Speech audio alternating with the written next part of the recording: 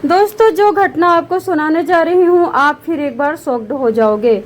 देवर रात में घुसता है 2 बजे, घर के अंदर घुसता है। शायद कुंडी नहीं लगी थी, और कुंडी लगाता कौन है? गर्मी पड़ती है या लाइट चली जाती है। पटना की ये कहानी है, सच्ची घटना है। घुसते ही सबसे पहले चाय पानी और बात क्या करे, दुख सुख क्या पूछे, क्योंकि भाई मर चुका है। विधवा भाभी के पास घुसता है, छोटे छोटे बच्चे हैं। सबसे पहले सलवार में हाथ डाल देता है। सलवार में हाथ डाल देता है, प्राइवेट पार्ट नहीं मिलता है तो उसको खखो खखो के ढूंढता है। उसके बाद जब भाभी उठा के लात धसकती है, रखती है, तो वहां से पूरा गांव बटुर जाता है। और सबसे शर्मनाक घटना है ये पटना की। सच बता रहे, अश्लीलता परोसने के बावजूद इनके दिमाग भी अश्लील है। हम पहले सोचते थे कि बिहार में अश्लील गाने इसलिए बनते हैं क्योंकि बिहार के लोगों की गलती वही लोग देखते हैं, लेकिन यार वे देखते हैं तो वो बनाते हैं, बेचारे क्या करें। लेकिन देवर से तो बिहार के लोग नहीं कहते कि जाओ घुस जाओ और सलवार में चड्ढी में हाथ डाल दो। क्या करता है, गांव के लोग जब इकट्ठा होते हैं, बटुरते हैं, जब रो रो के बताते हैं भाभी, तो गांव के लोग हंसते हैं, कहते हैं देवर भाभी के रिश्ते में मैं क्या बोलूं, ये तो चलता है। देवर भाभी की, भाभी देवर का, मतलब जिसका पति मर जाए उसका कोई नहीं है। तभी बार बार कहती हूँ, लंगड़ा लूला पति भी आपके सर का बहुत बड़ा छत्र है। पति लंगड़ा लूला अंधा भी बैठा रहेगा ना, तो कोई बेफालतू की बातें नहीं कर पाएगा। तो दोस्तों, ये घटना पटना से आई है। विधवा महिला बोली, परिवार से कहा तो बोले देवर भाभी के रिश्ते में सब चलता है। विधवा महिला बोली, महिला आयोग में जाकर के पटना में बोलती है, मैं अपने 3 बच्चों के साथ घर में सो रही थी। रात को करीब 2 बजे देवर रूम में घुसता है, मेरे कपड़ों के अंदर हाथ डालता है, फिर अंधेरा होने की वजह से जल्दी जल्दी हाथ खखोता है तो प्राइवेट पार्ट को छूने लगता है। दोस्तों, मैंने तो ढपी छकी बात बताई थी, लेकिन जो दैनिक भास्कर और दूसरे न्यूज चैनल पे चल रहा है वो तो वहां तक चल रहा है कि छू भी लिया। घटना के बाद मैंने महिला थाने में केस दर्ज करवाया, लेकिन 1 साल बाद भी पुलिस ने कोई कार्रवाई नहीं की। फिर महिला दोस्तों आगे बताती है कि मैं 36 साल की महिला हूँ, मेरे 3 बच्चे हैं, मैं विधवा महिला हूँ। 2023 में मेरे पति मर चुके हैं। आरोप है कि रिश्तेदारी में लगने वाला उसका जो देवर है, एक्चुअली वो जो उनकी सास है, उनकी बहन का जो पोता है, इनका देवर लगता है। और वो बीच बीच में हंसी मजाक करता है। हंसी मजाक को यूं ही टाल दिया जाता है। विधवा औरत अपने 3 बच्चों को दिहाड़ी मजदूरी करके कमा के खिला रही है, किस किस से पंगा ले।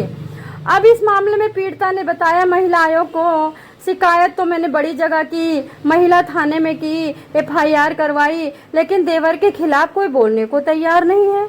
और उसके आगे ये बताते हैं कि पड़ोसी भी हंस के चले जाते हैं। मतलब विधवा महिला को कोई प्राइवेट पार्ट टच करे, उसका वीडियो बनाए, उसको नहाती देखे, उसको छत से कूद पड़े, उसको जल चढ़ाते हुए तुलसी में पीछे से पकड़ ले, लेकिन हंस के टाल देते हैं। उसके बाद महिला ने पटना DM कलेक्टर को भी लेटर लिखा। अब समझ सकते हो कि विधवा महिला पेट पाले कि अपनी इज्जत बचाए। फिर आगे क्या बताती है कि देवर के छूते ही मैं चिल्ला पड़ी। महिला ने बताया, 2023 में मेरे पति बड़ा बीमार रहते थे, उसके बाद मैं अकेले ही रहती हूँ क्योंकि उनका सही से इलाज नहीं करवा पाई। वो बीमारी से पड़ गए तो मेरे पास पैसे नहीं थे, तो कोई परिवार वाला आकर के अपना धन दौलत गहना गोठी बेच के मेरे पति की इलाज में नहीं हेल्प करी। अब सोच सकते हो कि मतलब वैसे बिना इलाज के मर गए, अभी ना इधर इज्जत लूट के मार देंगे बच्चों को। फिर आगे बोलती है महिला, मैं 3 महिला थाने की रिपोर्ट है ये, मैं 3 बच्चों के साथ, 2 लड़के हैं 1 लड़की है। आरोपी मेरे पड़ोसी में रहता है, उसका नाम गोलू कुमार है। फिर आगे क्या बताते हैं, जो मेरी सास है उनकी बहन का वो पोता है, यानी ददिया सास कुछ ऐसे बोलते हैं। पीड़िता बताते हैं, उस रात देवर के छूते ही मैं चिल्ला पड़ी। आसपास के परिवार के लोग जुट गए, उन्होंने पूरी रात में जुटने के बाद पूरी घटना बताई। फिर सब लोग समझने के बाद हंसने लगे। देवर भाभी के रिश्ते में तो हंसी मजाक चलता है। अरे हंसी मजाक चलता है कि चड्ढी और सलवार में हाथ डाल दिया जाता है? क्या बात है यार, ये इन लोगों ने ही तो दुनिया बर्बाद कर रखी है।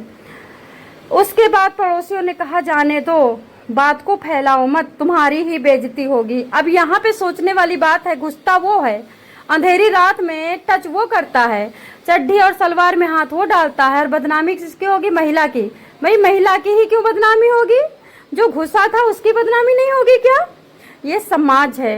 महिला, मेरी मतलब दोस्तों ये पर्सनल बात है, मेरी मम्मी कहती थी 7 जन्म इंसान कुकर्म करता है, कुत्ते का जन्म पाता है, फिर उन पापों की वजह से कुत्ते से भी घटिया जीवन औरत का होता है।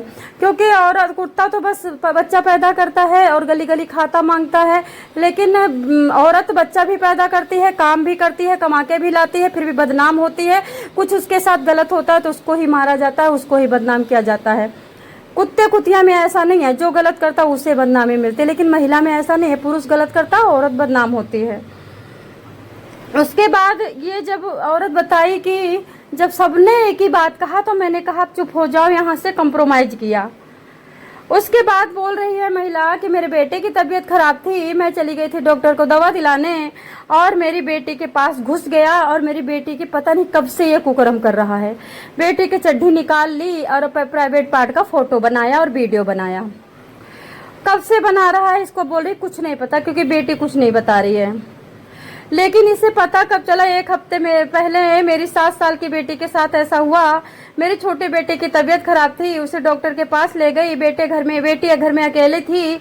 मेरा घर का कूड़ा करकट छत के नीचे है, इसलिए पड़ोस की चाची मेरे घर में ही कूड़े करकट के कोने में जो मलबा है वहाँ बड़ा तुलसी है, तुलसी के पेड़ में जल चढ़ाने आती है मेरे घर में ही छत के ऊपर से उतर करके पड़ोस की चाची। तो उन्होंने देखा कि मेरे घर में घुस करके बेटी का पैंट निकाल करके प्राइवेट पार्ट टच कर रहा था 7 साल की बेटी का। अब बताओ क्या करें? मेरा तो सुनाने का मन ही नहीं करता ये सब बातें, लेकिन अब क्या कर सकती हूँ। फिर उसके बाद चाची ने देखा तो चाची चिल्लाई। मेरे घर में रह रहे किराएदार ने मेरी बेटी को टॉफी देने के बहाने बुलाया। उसके बाद उसके गुप्तांगों को टच किया। मेरी बेटी छोटी थी, उसको डराया, बोला छत से उठा करके पटक दूंगा। जब बेटी ने कहा मम्मी से बताऊंगा तो बेटी को डराया धमकाया। बच्ची ने स्कूल जाना छोड़ दिया, नहाना छोड़ दिया। किराएदार ने बेटी की पीछा किया, पीछे से उसका पैंट खोल करके फिर वीडियो बनाया, फिर प्राइवेट पार्ट की तस्वीर लेकर के वायरल करने की धमकी दी। जब चाची ने देखा तो चाची के ऊपर चिल्लाया, चाची को धमकी दी। मेरे घर आने पर उन्होंने सारी बात बताई। बोल रही है महिला, आगे बोल रही है महिला, थाने में बोल रही है कि मेरे घर आने पे चाची आकर के मेरे को बताई सारी बात कि मैंने अपनी आंखों से देखा है तुम्हारी बेटी के प्राइवेट पार्ट का वीडियो बना रहा था। और उसके बाद धमकी भी दी मुझे। लड़की से पूछा मैंने, लड़की से प्यार से पूछा तो लड़की बोली मैं नहीं बताऊंगी, नहीं अंकल मेरे को मार देंगे, जान से मार देंगे। इस घटना के बाद किराएदार को जब पता चला कि चाची ने सारा हड़कंप मचा दिया, पूरा टोला मोहल्ला में बिल्कुल ये बात जाहिर कर दी है वीडियो बनाने वाली, तो किराएदार अपना घर का सारा सामान धन दौलत जो भी था उसका पलंग बेड फ्रिज छोड़ के भाग गया। उसके बाद आगे ये महिला बताती है कि इस साल अगस्त के महीने में मैंने थाने में दर्ज किया था, उसमें भी पुलिस ने कोई एक्शन नहीं लिया।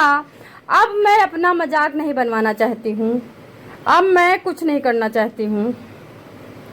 तो महिला आयोग में जब महिला पहुंची है 20 अक्टूबर को, बोली है महिला आयोग में बोला गया है कि 20 अक्टूबर से तुम्हारी सुनवाई शुरू हो जाएगी।